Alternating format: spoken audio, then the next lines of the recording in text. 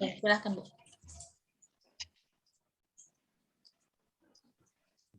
Silakan Bu Yeti. Udah? Ya. Bismillahirrahmanirrahim. Assalamualaikum warahmatullahi wabarakatuh. Waalaikumsalam warahmatullahi wabarakatuh. Ya,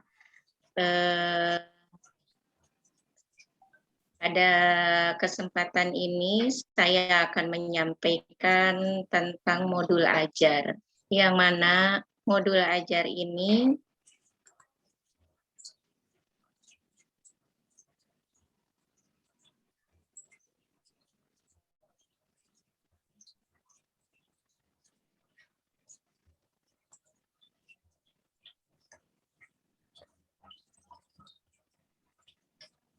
pada sesi ini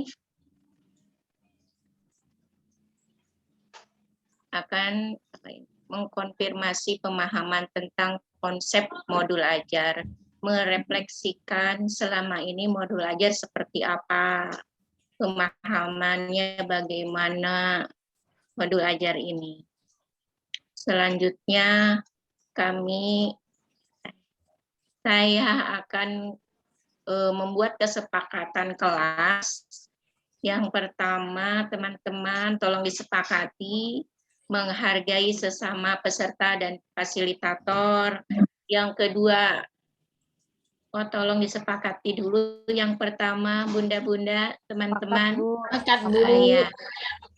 Terima kasih. Yang kedua, satu, berbicara, semua mendengarkan. Sepakat, Bunda? Sepakat.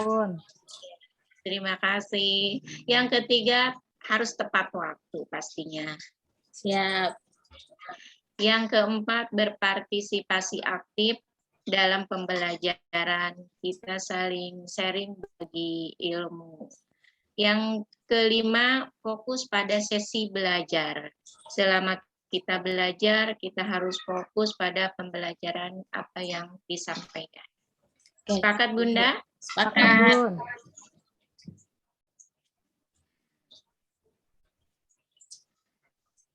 Selanjutnya, mari kita akan membahas tentang modul ajar. Apa itu modul ajar? Konsep modul ajar yang pertama kita bahas. Yang kedua, komponen modul ajar. Yang ketiga, pengembangan modul ajar. Apa itu konsep modul ajar? Modul ajar adalah sejumlah alat, sarana media, metode, petunjuk yang dirancang secara sistematis dan menarik. Modul ajar merupakan implementasi dari tujuan pembelajaran yang dikembangkan, capaian pembelajaran dengan profil pelajar Pancasila sebagai sasaran atau tujuan. Modul ajar ini disusun sesuai dengan fase atau tahap perkembangan peserta didik, mempertimbangkan apa yang akan dipelajari dengan tujuan pembelajaran dan perkembangan jangka panjang. Guru perlu memahami konsep mengenai modul ajar agar proses pembelajaran lebih menarik dan bermakna. Tentunya Bunda ya, selain menarik juga harus bermakna. Ya. Adapun komponen modul ajar, diantaranya guru di satuan pendidikan diberi kebebasan untuk mengembangkan modul ajar sesuai dengan konteks, lingkungan, dan kebutuhan belajar peserta didik. Modul ajar dilengkapi dengan komponen yang menjadi dasar dalam proses penyusunan. Komponen modul ajar dalam panduan dibutuhkan untuk kelengkapan persiapan pembelajaran. Komponen modul ajar bisa ditambahkan sesuai dengan kebutuhan dan tujuan pembelajaran. Di mana komponen-komponen modul ajar ini terbagi menjadi beberapa bagian. Ada informasi umum. Informasi umum ini terbagi menjadi beberapa item. Yang pertama, identitas. Kedua, profil pelajar Pancasila. Yang ketiga, peta konsep. Yang keempat, sarana dan prasarana. Yang berikutnya adalah komponen inti, di mana komponen inti ini ada beberapa item juga. Yang pertama tujuan pembelajaran, yang kedua pemahaman bermakna, yang ketiga pertanyaan pemantik, yang keempat kegiatan pembelajaran, yang kelima asesmen atau penilaian, yang terakhir refleksi siswa dan guru. Adapun lampiran, bahan bacaan guru dan siswa, glosarium, dan daftar pustaka.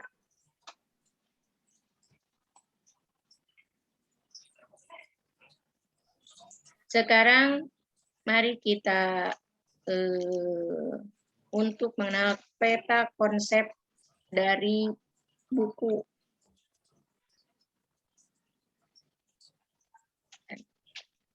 cerita yang diambil dari materi pembelajaran menggunakan buku cerita berjudul Di Balik Kisah Roro Jonggrang.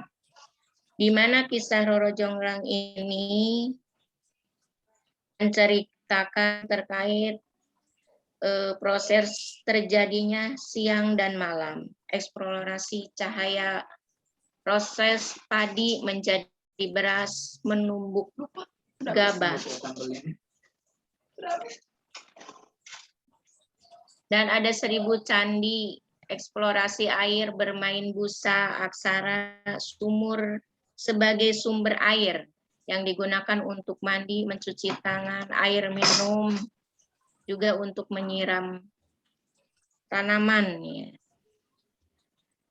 Dan penampilan Roro Jonggrang yang rambutnya mahkota bagus, panjang ya, terurai panjang. Ini adalah mahkota wanita semua bunda-bunda.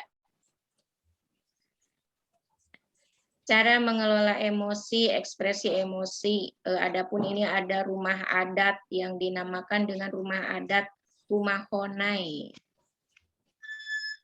Adapun bagian-bagian otak dan macam-macam emosi, ada emosi sedih, senang, marah, takut, itu di alur cerita Roro Jonggrang. Yang mana main di luar rumah bersama teman, ya itu yang sangat disukai oleh anak-anak ya, usia anak TK. Dan ada makanan khas daerah. Makanan khas daerahnya itu ada sate Padang ya, dan ada permainan, main bola, jalan-jalan, masak-masakan. Ya mungkin itu yang bisa disampaikan dari cerita buku cerita Roro Jonggrang ini.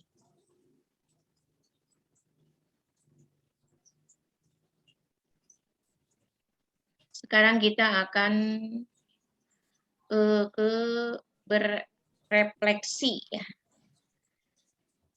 Bagaimana pengalaman apa yang bunda-bunda peroleh dari tahapan-tahapan yang sudah bunda-bunda pelajari, dan berikutnya apa rencana yang akan dilakukan setelah mendapatkan materi bahan modul ajar ini.